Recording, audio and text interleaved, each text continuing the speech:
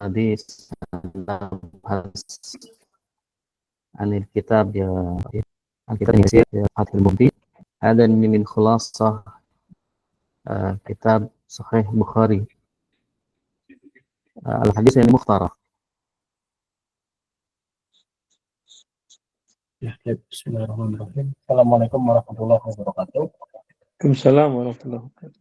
Alhamdulillahirrahmanirrahim. Warahmatullahi wabarakatuh.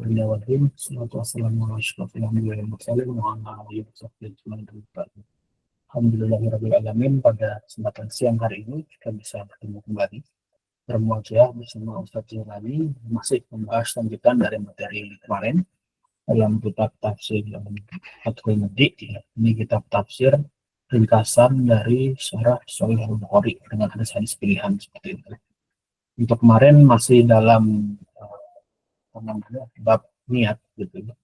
Dan nanti sekarang akan ada lanjutannya dari Ustaz Jailani. Baik, tidak perlu berlama-lama lagi. Marilah kita mulai kajian pada siang hari ini dengan membaca basmalah.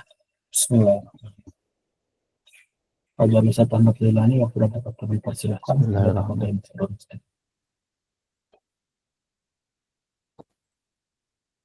Bismillahirrahmanirrahim. Alhamdulillahirabbil alamin wassalatu wassalamu ala asrofil anbiya'i wal mursalin wa imamil muttaqin wa ala Allahumma inni a'udzubika an adilla aw dhalla aw azilla aw zalla aw adlima aw uzlama aw ajhala yajhala alayya rabbi shrah li sadri wa yassir li amri wahlul 'uqdatam min lisani yafqahu qawli. Sadaqallahu alaihi. Baik, ikhwani wa akhwati rahimakumullah, alhamdulillah pada siang ini kita bisa kembali berjumpa di kajian kita dan kita akan melanjutkan pembahasan di kitab Tafsir Fathul Mubin, yaitu kitab Syarah Mukhtasar Az-Zabidi. Jadi Mukhtasar Az-Zabidi adalah kitab ringkasan daripada Sahih Bukhari, kemudian disyarah dengan beberapa pilihan hadis dalam kitab Taisir Fathul Mubin. Mudah-mudahan kita mengambil faedah dari kalamnya Rasulullah SAW setelah sebelumnya kita mengkaji kalam Allah ya dalam kajian tafsir, dan sekarang kita akan mempelajari kalamnya Nabi Muhammad SAW, karena hadis itu adalah bisa perkataan, perbuatan atau diamnya Nabi gitu ya. Dan kalau perkataan berarti perkataan langsung Nabi, bukan dari Allah, tapi redaksinya dari Nabi Muhammad SAW. Jika diceritakan oleh sahabat Nabi, berarti itu berarti amalnya Nabi yang diperlihatkan dan dilihat oleh para sahabat, lalu diceritakan ulang oleh para sahabat kepada kita. Atau kemudian juga ada yang modelnya sahabat satu melihat amalnya sahabat lain, lalu ketika ditanya ini amalan siapa, sahabat lain bertanya ini adalah amalnya Rasul. Nah, itu adalah afalnya Nabi, perbuatan Nabi bisa dilihat dari beberapa sisi dia. Langsung Nabi mencontohkan, artinya biasanya Rasulullah para sahabat langsung melihat itu Nabi itu berarti kan sahabat melihat Nabi ya, Nabi melakukan apa, lalu diceritakan di hadisnya atau diceritakan para sahabat. Atau juga bisa modelnya yang kedua, sahabat melihat amal sahabat lain ya, sahabat lain ketika ditanya lalu mengatakan hadza kama fa'ala Nabi, ini sebagaimana yang Nabi lakukan. Nah, itu juga bisa menjadi bagian daripada afalnya Nabi. Nah, oleh karena itu pembacaan kita hadis ini dan juga syarahnya itu semata-mata berarti kita sedang membaca kalam mulia dari kalam Nabi Muhammad SAW.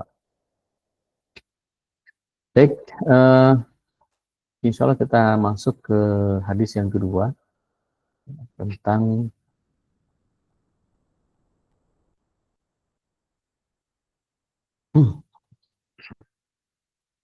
at-tahdhiru min sibabil muslim wa qitalihi ya. Peringatan atau larangan mencela ya sesama muslim dan memerangi, membunuh atau bahkan berkelahi dengan sesama muslim. Nah, ini hadis ini pendek tapi maknanya sangat dalam. Kita akan baca ya. An Abdullah bin Mas'udin radhiyallahu anhu anna Nabiyya sallallahu alaihi wasallam qala sibabul muslimi fusuqun wa qitaluhu kufrun. Ya. Jadi hadisnya pendek dari Abdullah bin Mas'ud. Ini adalah nama lengkapnya Abdullah bin Mas'ud bin Ghafil bin Hubaib atau juga bin Habib, Ibnu Habib atau Ibnu Hubaib Al-Hudali Abu Abdurrahman, ya. Nah, nama lengkapnya. Kemudian beliau ini adalah orang yang disebut sebagai sahibus sirri Nabi, ya. Jadi sahabat rahasianya Nabi. Maksudnya banyak memegang rahasia-rahasia Nabi. Ya, bahkan disebutkan Ibnu Mas'ud ini adalah siwakihi wa na'lihi, siwaknya Nabi atau sendalnya Nabi. Nah, saking dekatnya sahabat Nabi Abdullah bin Mas'ud ini dengan Rasulullah sampai disebut oleh sahabat yang lain sebagai siwaknya Nabi atau sendalnya Nabi. Insya Allah. Ini tentu sebutan ini tidak sembarang ya. Para sahabat tidak menyebut seorang sahabat lain dengan sebutan atau penyamatan seperti itu kalau memang sahabat Abdullah bin Mas'ud ini tidak dekat dengan Nabi, berarti sangat dekat dengan Nabi. Tadi disebut sebagai sahibus sirri Nabi. Ya. Jadi orang yang memegang kunci rahasianya Nabi. Nah, beliau ini wafat pada 32 Hijriah, sekitar usianya itu Siti Nasana, ya, 60 tahunan, ya, sekitar 60 tahunan beliau wafat. Nah, kalau kita baca hadis ini, sibabul muslimi fusukun, ya, mencela seorang muslim itu, mencela, mencaci, ya, makna sibab itu tadi mencela, mencaci, menghina sesama muslim itu fusukun adalah orang fasik. Nah, jadi orang yang mencela saudaranya yang muslim, orang yang mencaci saudaranya yang muslim, orang yang menghina saudaranya yang muslim, itu disebut melakukan atau disebut sebagai orang fasik. Ya, fasik itu siapa? Orang fasik itu adalah fujurun, orang yang melakukan dosa, wa khurujun anil haq, ya, orang yang keluar daripada kebenaran. Nah, ini adalah sebutan Nabi terhadap orang yang mencela kaum muslimin. Berarti ini larangan. Ya, larangan. Kenapa? Karena orang yang melakukan pencelaan kepada sesama muslim langsung diberi tanda oleh Nabi sebagai orang yang fasik. Karena orang fasik itu kan dekat dengan zalim, dekat dengan kafir. Ya, orang fasik itu orang yang menampakkan atau orang yang dengan bangga menunjukkan kemaksiatannya. Ini orang fasik. Yes. Subhanallah ya. Jadi semoga kita terhindar dari hal ini. Maka agar kita tidak menjadi bagian daripada orang fasik, tidak boleh kita menghina sesama muslim. Gitu.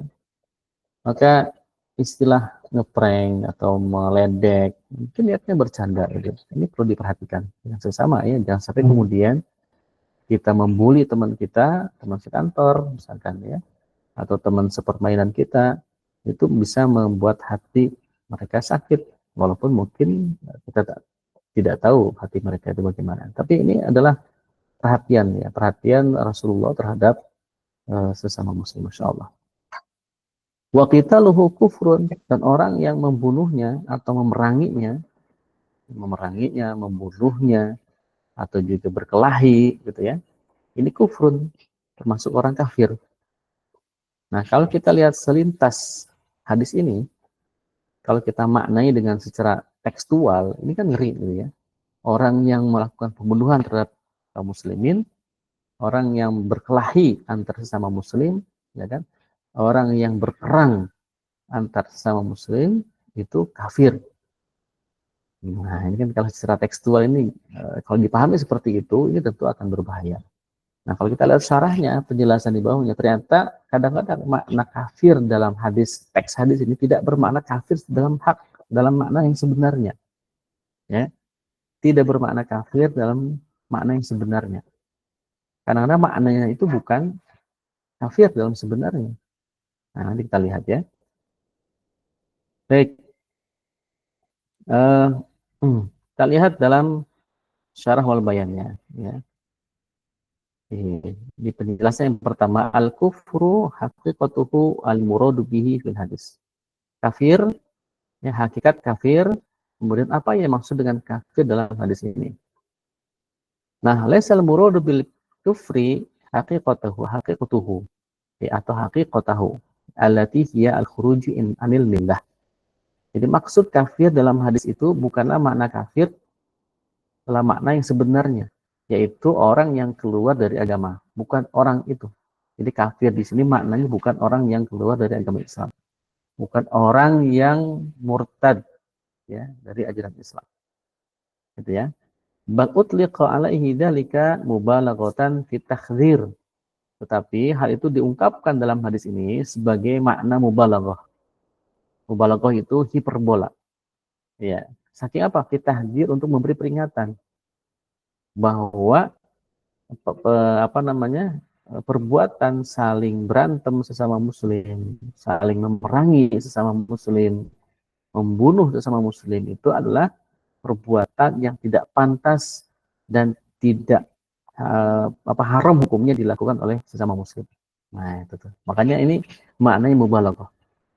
Ya, saking apa namanya? Saking bahwa amal ini, perbuatan berantem sesama muslim ini atau sampai membunuh sesama muslim ini, saling membunuh, itu perbuatan yang sangat diharamkan. Nah, itu. Jadi maknanya itu bukan kafir secara hakikat, tetapi dia kafir dalam makna ini sebagai mubalaghah, ya, hiperbola, untuk menunjukkan betapa keras peringatan yang Nabi sampaikan kepada kita umat. Ya. Nah, kenapa? Karena orang yang kafir mu'tamidan atau mu'tamadan ala ma tuqarriru min al-qawaidi ala adami kufrihi bimithli dzalik. Ya. Karena yang disebut dengan kafir yang sebenarnya itu adalah orang yang menganggap atau yang dianggap kafir itu orang yang melepas keluar dari apa yang ditetapkan dalam kaidah-kaidah atau akidah Islam, dan itu tidak ada di sini, gitu ya. Jadi utliqahu alaihi lishibhihi bi li'anna qitalal muslim min sya'nil kafir. Karena sebenarnya ini bisa jadi hanyalah perumpamaan, ya, apa namanya, penganalogian, bahwa orang yang senantiasa memerangi kaum muslimin itu adalah amalnya orang-orang kafir. Gitu. Jadi orang kafir itu, urusan orang kafir itu atau kebiasaan orang kafir itu selalu membunuh kaum muslimin misalnya dalam perang. Maka orang yang membunuh sesama muslim itu diibaratkan seolah-olah seperti orang kafir. Nah, gitu kira-kira ya. Kenapa? Karena amal atau perbuatan yang suka membunuh sesama muslim, yang membunuh orang muslim itu ya orang kafir. Maka orang muslim yang membunuh sesama muslim itu diibaratkan seperti orang kafir. Diibaratkan, bukan menjadi kafir, tapi diibaratkan seperti orang kafir. Nah, jadi makna kafir itu di situ. Wakila adjili mengatakan al-muradu bihi al-kufru billahi ta'ala wa anna dzalika fi haqqi min fi'lihi mustahilan bila mujaba wala sababa.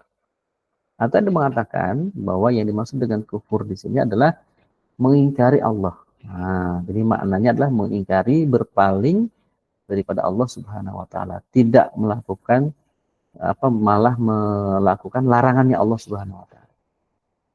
Gitu ya. Jadi ini makna kafir dalam hadis ini. Jadi jangan sampai kemudian begini pelajarannya, yang paling penting yang pertama adalah ketika kita membaca hadis dimanapun itu, apakah mungkin di web atau di status gitu ya, itu jangan kemudian kita simpulkan seperti hanya teks hadis. Karena ini sangat berbahaya. Ya, akan sangat berbahaya, salah pemahaman, salah pengertian. Misalkan kalau kita ngaji kita Bulughul Maram, ya, di kita Bulughul Maram itu kalau kita langsung ambil teks hadisnya langsung, itu juga berbahaya. Dalam pengertian begini, harus ada yang menjelaskan, harus ada guru yang mensyarah kitab itu. Ya, dan banyak kitab-kitab syarah kitab Bulughul Maram, misalkan seperti Subulus Salam atau kitab Ibadul Ahkam, itu kan syarahnya kitab Bulughul Maram. Kalau kita ambil hadisnya langsung, kan kitab Bulughul Maram itu kan kumpulan hadis tentang hukum, ya, hukum fikih biasanya. Itu kalau kita ambil langsung dari situ hadisnya, itu akan salah pengertian, salah maksud gitu. Karena ada beberapa hadis di situ yang saling bertentangan antara satu dengan hadis yang lain. kalau kita tidak belajar ulumul hadis, kita langsung berkesimpulan ternyata hadisnya kok bertentangan ini. Yang satu mengatakan haram, yang satu mengatakan halal. Gitu. Ya, berarti padahal di situ di dalamnya ada penjelasan di syarah-syarah kitab hadis seperti Subul Salam atau kitab Ibadatul Ahkam itu dijelaskan bahwa di situ adalah adanya nasih mansukh. Ya kan?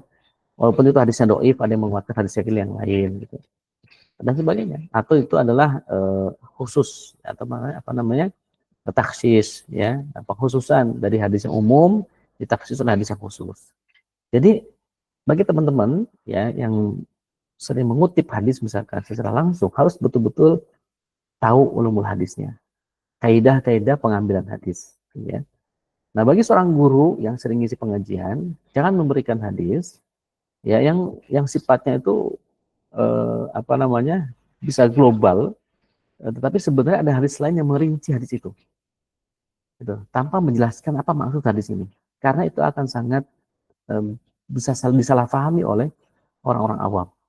Gitu ya. Nah, ini penting sekali kita itu penting kita kenapa kalau ngaji itu kalau ada guru tuh di situ ya. Khawatir kita malah baca kitab Bulughul Maram atau Jidak misalkan menemukan hadis tentang misalkan orang yang muhtalim ya, orang yang bermimpi itu tidak boleh apa namanya disebutkan di situ. Orang yang bermimpi itu selamanya dia tidak boleh sholat misalkan, kemudian dan sebagainya, itu ada beberapa hadis yang begitu. Atau misalkan hadis tentang larangan ziarah kubur, ya kan? Yang sebelumnya ada hadis yang mengatakan boleh ziarah, tapi di sebelumnya malah mengatakan tidak boleh ziarah kubur, kan begitu tuh. Ya, jadi ada pertentangan. Yang satu hadis mengatakan boleh ziarah kubur, yang satu malah haram ziarah kubur. Atau misalkan hadis tentang bekam, ya. Di hadis ini mengatakan bekam itu tidak boleh, ya haram hukumnya. Ketika berbekam ketika di bulan puasa itu haram. Bahkan dikatakan oleh Nabi orang yang berbekam di bulan puasa tidak ada puasa bagi dirinya, artinya puasanya batal. Tapi di sisi lain ada hadis yang mengatakan bahwa sahabat lain berbekam di bulan puasa dan tidak membatalkan puasanya sahabat itu misalkan. Itu juga berdasarkan dari Rasulullah SAW. Jadi ini memang harus ada apa namanya penjelasan, gitu ya. Dan itu makna kafir. Jadi makna kafir dalam hadis tadi, ya hadis apa namanya sibabul muslim fusukun wa qitaluhu kufrun. Ya, jadi kufur di sini maksudnya bukan orang yang keluar agama atau keluar dari millah, tapi dia adalah orang yang merupakan tahdir. Dia mubalaghah yang pertama. Maknanya mubalaghah, makna hiperbola, saking kerasnya peringatan dari Nabi Shallallahu Alaihi Wasallam. Yang kedua juga maknanya adalah ini adalah bagian daripada menyerupai perbuatan orang kafir, karena biasanya yang membunuh kaum muslimin itu adalah orang kafir. Maka orang muslim yang membunuh sesama muslim atau berperang sesama muslim atau berkelahi dengan sesama muslim itu ibarat melakukan amalnya orang kafir. Ya, tasyabbuh.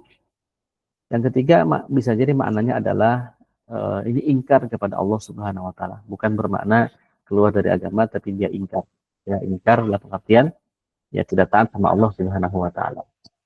Kemudian an-nafsul muslimah wa hurmatu qatliha wa jazaa'un min fi'lihi, ya.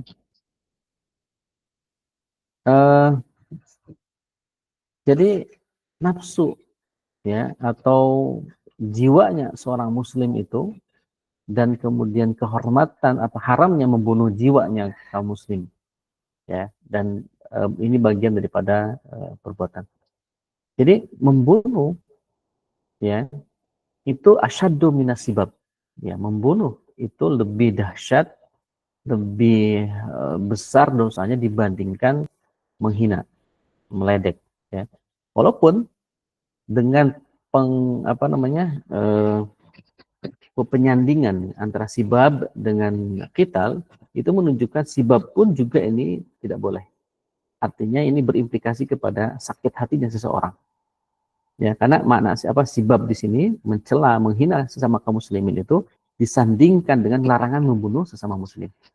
Ya, jadi penyandingan haraman menghina sesama muslim itu disandingkan dengan haramnya membunuh sesama muslim.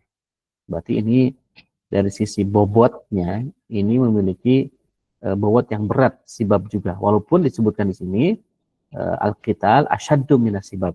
Ya, membunuh itu, memerangi, berkelahi itu bisa lebih berat bobot dosanya dibandingkan menghina. Tetapi ingat bahwa kadangkala perkelahian, peperangan antara sesama muslim itu bisa jadi dimulai dari saling menghina. Ya kan, saling meledek, saling mencaci, ya, ada saling membuli. Awalnya begitu. Lama-lama bisa jadi berantem, awalnya berantemnya cuma 2 orang, lalu temannya membawa temannya lagi, membawa satu kampung, gitu, membawa satu bangsa, jadi sampai kemudian terjadi peperangan. Itu yang terjadi kalau kita lihat sejarah itu kan, bagaimana peperangan terjadi antar sama muslim karena memperebutkan wilayah. Nah, ini padahal hukumnya adalah tidak boleh. Ya, hukumnya dosa, bahkan diibaratkan seperti perilaku orang kafir. Bahkan dalam hadis Rasulullah SAW yang lain dinyatakan, waman yaktul mu'minan muta'amidan fajazauhu jahannam. Jadi orang yang membunuh seorang mukmin dengan sengaja, maka balasan bagi dia jahannam, khalidan fiha, dan kekal di dalamnya. Masya Allah, na'udzubillah min dzalik, ya. Wa ghadiballahu alaihi, dan Allah akan marah murka terhadap orang yang membunuh ini. Wala anahu, dan Allah juga akan melaknat orang yang membunuh mukmin ini. Jadi orang yang membunuh mukmin, apakah dia orang kafir atau orang yang muslim, sesama muslim, itu Allah sangat murka kepada dia.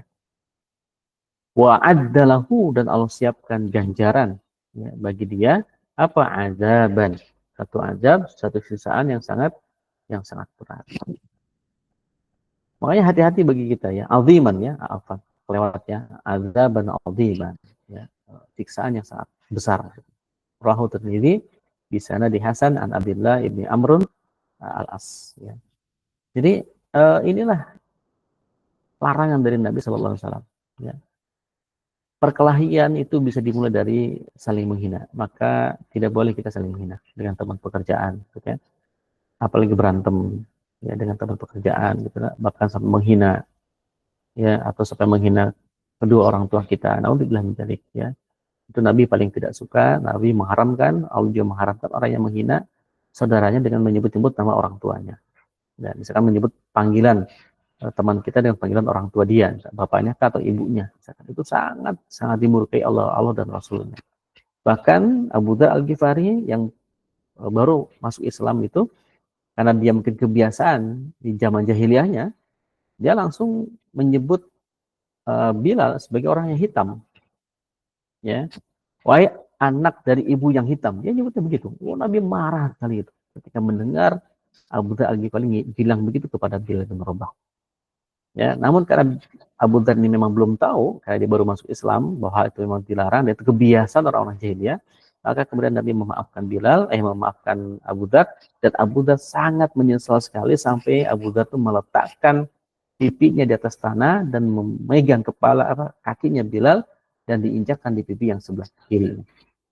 Sampai Abu Dzar mengatakan, selama Bilal tidak mengangkat, ya, kakinya dari pipi saya, maka saya tidak akan bangun, tetap seperti ini. Insya Allah, ya. Jadi itu saking ketidaktahuan Abu Dzar, lalu dia taubat kepada Allah dan minta maaf kepada Bilal. Tapi di sisi lain Rasulullah sangat tidak suka, ya, mencela, mencaci sesama muslim, apalagi sampai menyebut kedua orang tuanya atau salah satu di antara kedua orang tuanya. Maka hati-hati bagi kita, ya, teman-teman sekalian, jangan sampai kita kemudian mungkin niatnya bercanda, ya, bercandain teman, kita sebut nama orang tua, itu tidak boleh, ya. Atau juga kita menghina teman kita karena fisiknya, ngebully mereka, tidak boleh juga, ya, karena matanya belum, matanya sipit, hidungnya pesek, hidungnya mancung, dan seterusnya, maka tidak boleh. Ya, ini Islam sangat menjaga sekali hubungan antar sesama muslim.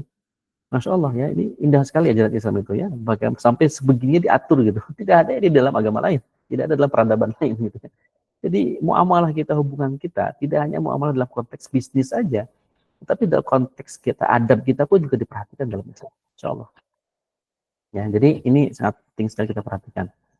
Bahkan Rasulullah SAW mengatakan dalam hadis yang lain, Ana Nabi SAW qala la zawalad dunya ahwanu 'ala Allahi min qatli rajulin muslim. Masyaallah, ya. Hilangnya dunia, hancurnya dunia, lenyapnya dunia, gitu ya, itu lebih ringan di sisi Allah daripada seseorang muslim yang dibunuh. Ini nyawa, ya, nyawa muslim itu lebih berharga. Ini dunia loh. Ya, maka ada hadis lain yang mengatakan hilangnya nyawa satu orang itu atau hancurnya Baitul Maqdis, hancurnya Ka'bah itu lebih ringan dibandingkan wafatnya seorang muslim. Ini hiperbola banget. Ya, bagaimana itu Rasulullah menggambarkan bahwa Allah itu lebih menghargai ya, nyawa manusia, nyawa seorang muslim dibandingkan Ka'bah, dibandingkan Al-Quds, Yerusalem, dibandingkan apa lagi? Dibandingkan seluruh dunia. Ya, ini saking berharganya nyawa seorang muslim. Maka kenapa kemudian hikmah ini ya? Kenapa kemudian Allah menurunkan hukum tentang kisos? Ya, orang yang membunuh dibunuh lagi. Karena saking berharganya nyawa. Dengan kisos justru akan satu orang yang dikisos itu akan menyelamatkan ribuan, ratusan, bahkan jutaan nyawa kaum muslimin atau nyawa manusia yang lain. Ya, karena itu dalam kisos itu ada namanya jerak. Ya, tidak membuat orang itu jerak. Dia akan berpikir ulang. Kalau saya membunuh orang lain, saya pun akan dibunuh lagi. Gitu ya. Nah, ikhwani wa akhwati rahimakumullah, masyaallah ya, ini hadis ini singkat tapi dalam sekali maknanya.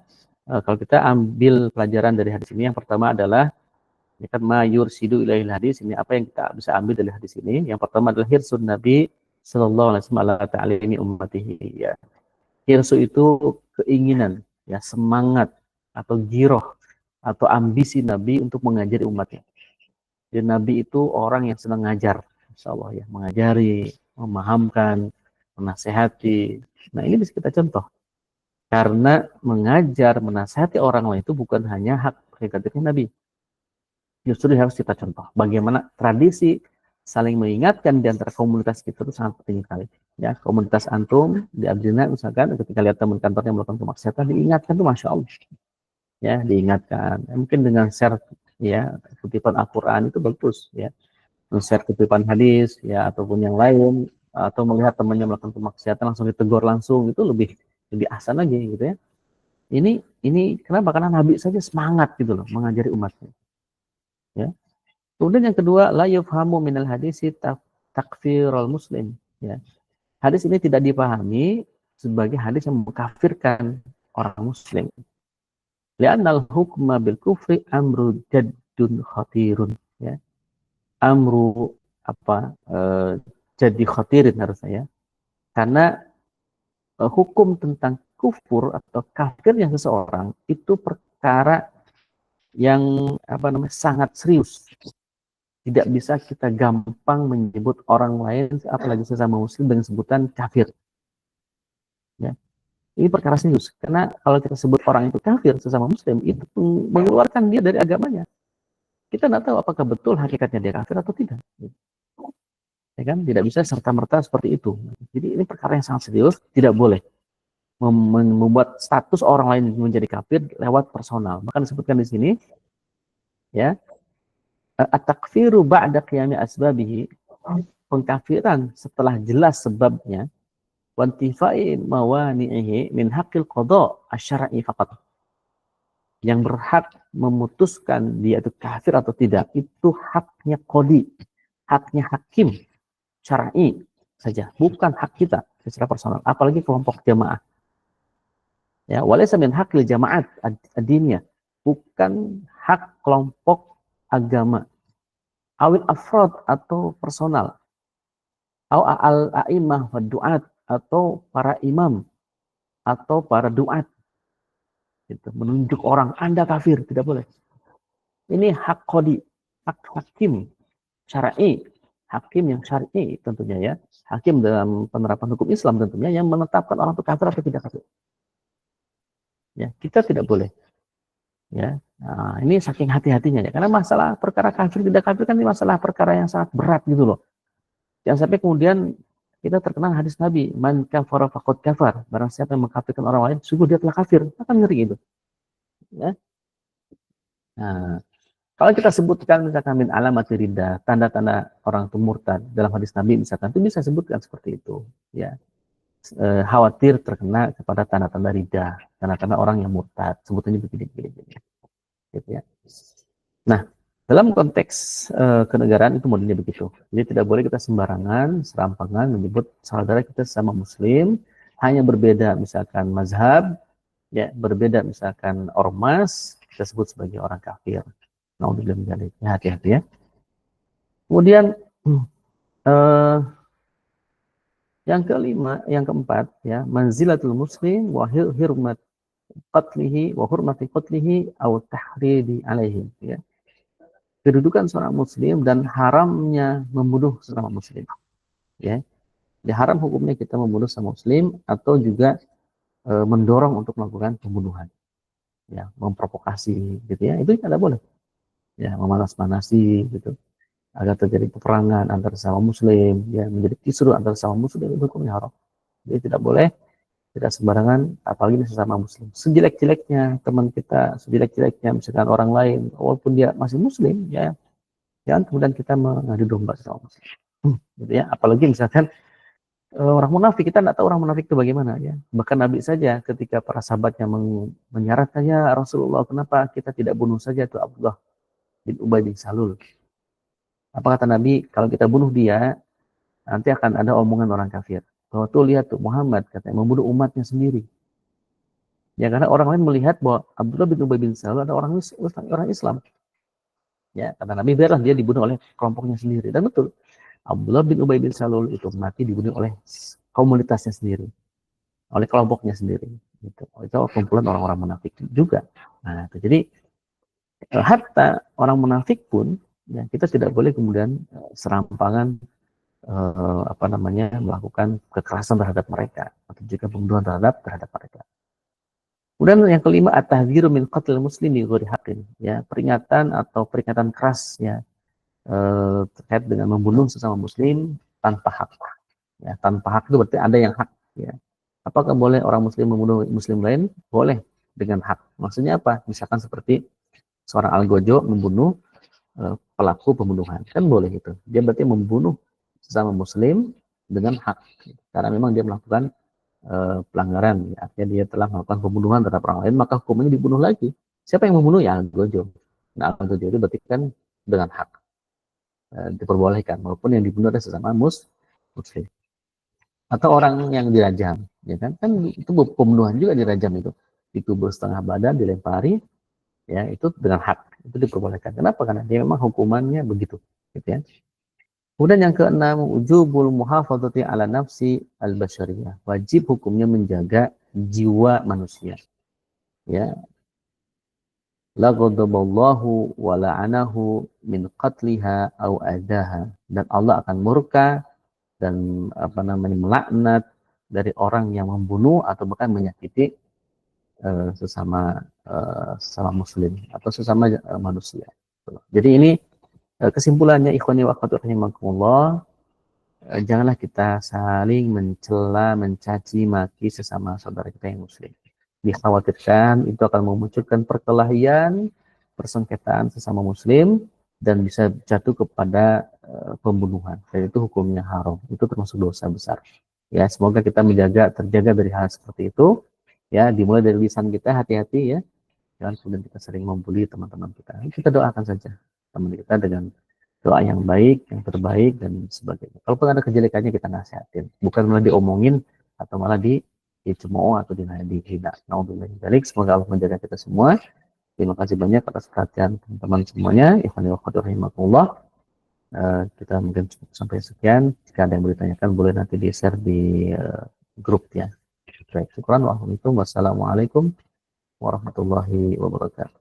Waalaikumsalam warahmatullahi wabarakatuh. Terima kasih Ustaz atas penjelasan materi pada kesempatan sore hari ini. Saya yakin juga banyak teman-teman yang ingin bertanya gitu ya untuk masalah hal ini, karena kita sering banget mendapati orang-orangnya dengan mudahnya mengkafirkan sama muslim gitu ya. Ini sebabnya bisa terprovokasi. Kalau Ustaz tadi menjelaskan jagalah lisan, nah tambahan dari saya adalah jagalah tangan nih, bisa ya. Karena lisan kita di sosial media itu adalah tangan kayak gitu. Gampang mudah share berita yang itu, berita propaganda, berita hoax seharusnya, dan seperti itu adalah tanggung jawab kita yang bisa kita ikhtiarkan untuk selalu dijaga. sudah agak besar, insya Allah kita cukupkan untuk kajian pada kesempatan siang hari ini. Mari kita tutup dengan sama-sama membaca alhamdulillah, alhamdulillahirabbil alamin. Dan Alhamdulillah. baca doa kafaratul majlis, subhanakallahumma wa bihamdika, asyhadu an la ilaha illa Subhanakallahumma wa anta, bihamdika, asyhadu an la ilaha illa anta, astaghfiruka wa atubu ilaik. terima kasih. Wassalamualaikum warahmatullahi wabarakatuh. Assalamualaikum. Waalaikumsalam warahmatullahi Jazakallahu wabarakatuh. Khair. khairan. Ini. Nah, wa iyyakum. Jazakumullah khair.